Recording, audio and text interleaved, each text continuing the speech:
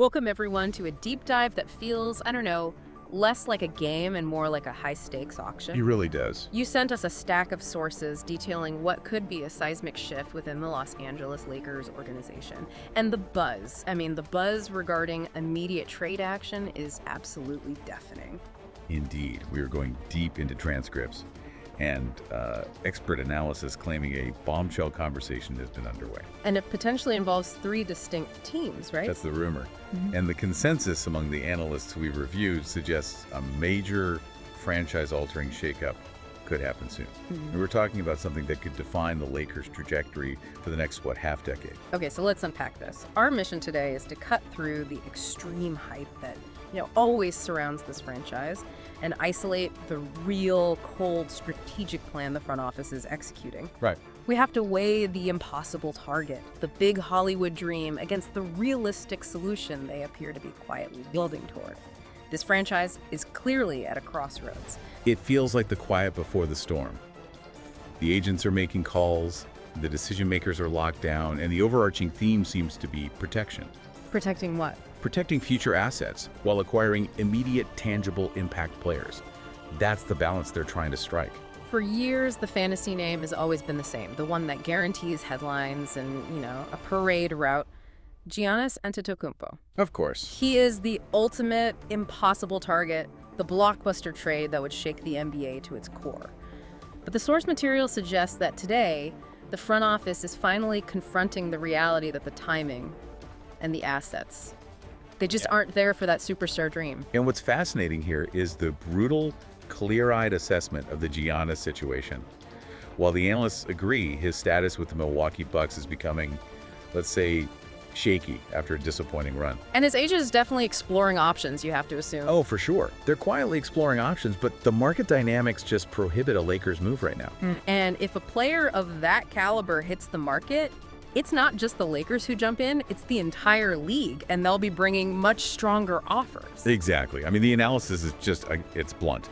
The Lakers simply lack the high-level draft ammunition to compete in an auction of that scale, not against teams like Oklahoma City or maybe New Orleans. So what's the best they could even put on the table? The absolute best package Los Angeles could construct, according to the experts cited, would be 3 future first-round picks, plus some salary cap filler, plus, hope. Hope? That's not a great trade asset. Not at all. And the source states flatly that package is not enough to secure a 2-time MVP.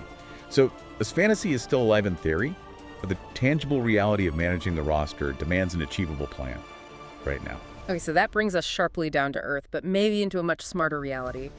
Daniel Gafford. Exactly. The sources suggest he has become the exact prototype the Lakers are modeling their front court rebuild around.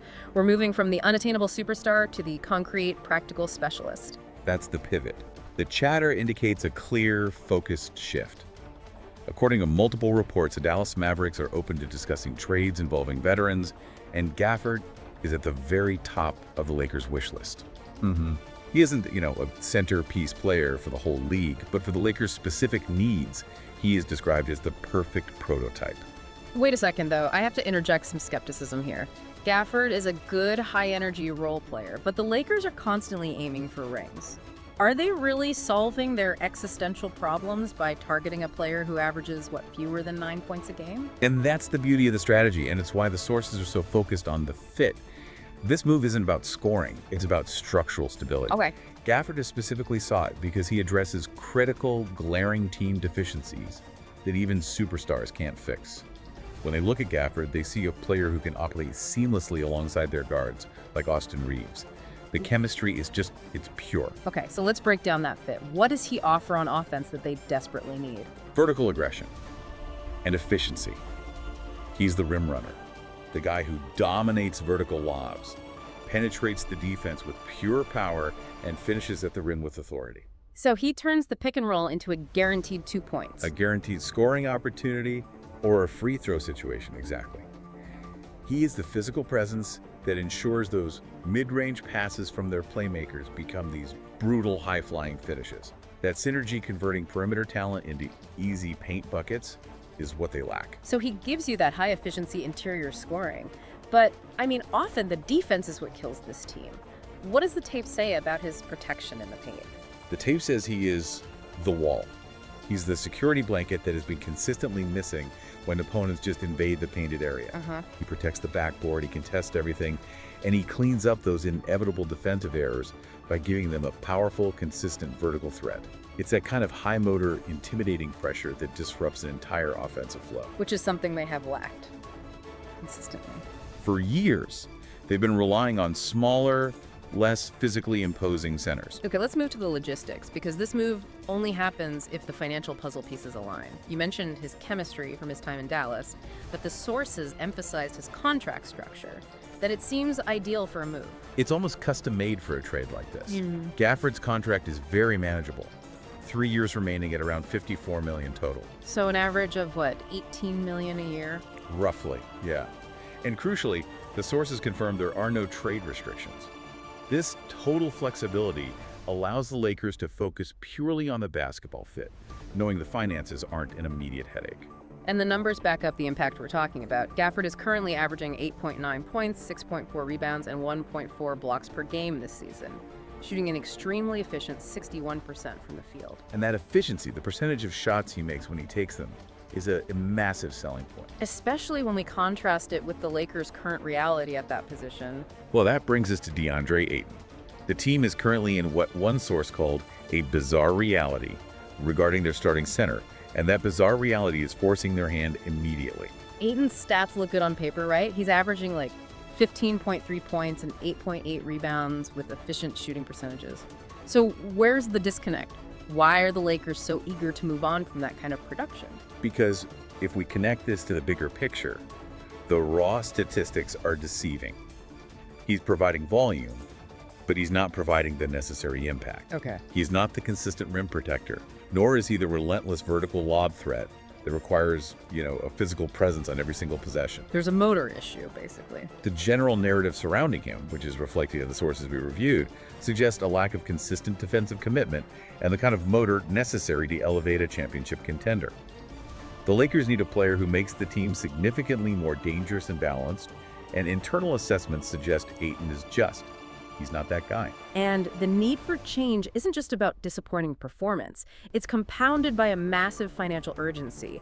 Ayton holds an enormous $81 million player option looming at the end of the season. That's the ticking clock. For listeners who aren't cap experts, a player option means Ayton, not the team, gets to decide if he stays or leaves. It's his choice. His choice entirely. If he exercises that $81 million option, the Lakers are locked in for the next few years. If he declines it, he could just walk for absolutely nothing. And they lose a major tradable asset for zero compensation. Wow. It puts the entire board on alert to move him before they risk losing him for free. This makes the move for Gafford incredibly strategic because, as the source says, the math adds up. The Lakers need to match roughly $18 million in salary for Gafford, and they need to find partners willing to take Ayton. Precisely. To acquire Gafford, the Lakers can construct a solid proposal using the contracts of Rui Hachimura and Gabe Vincent as core pieces. Right. Hachimura is on a mid-sized tradable deal. Exactly. And Gabe Vincent, despite injury setbacks, has a contract that perfectly slots in as salary ballast to make the trade legal under the NBA salary cap rules. The team is reportedly willing to involve draft picks, but only if the value in return is crystal clear. So no more risky moves. They are prioritizing strategy and stability, not, financial madness or risking future unprotected picks just for the sake of making a splash. So we have the practical target in Gafford, we have the movable pieces in Hachimura and Vincent, and we have the clear financial motivation to move Ayton. But here is the twist that turned this from a simple trade rumor into a deep dive. The sources reveal this might not be just a move for Daniel Gafford. And that's the point that truly demands our attention. The sources speak of intense underground conversations with not one, but two other franchises. Two other teams. Two other teams who are keen on putting together a complex, multi-layered triple package with Los Angeles.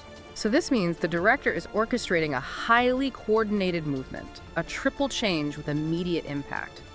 This suggests they don't want to make a minor repair. They want a total system overhaul. They want to surprise the league, make an immediate impact, and show that they still run the market when it comes to generating noise and executing complex strategy. It's about being efficient with your assets then.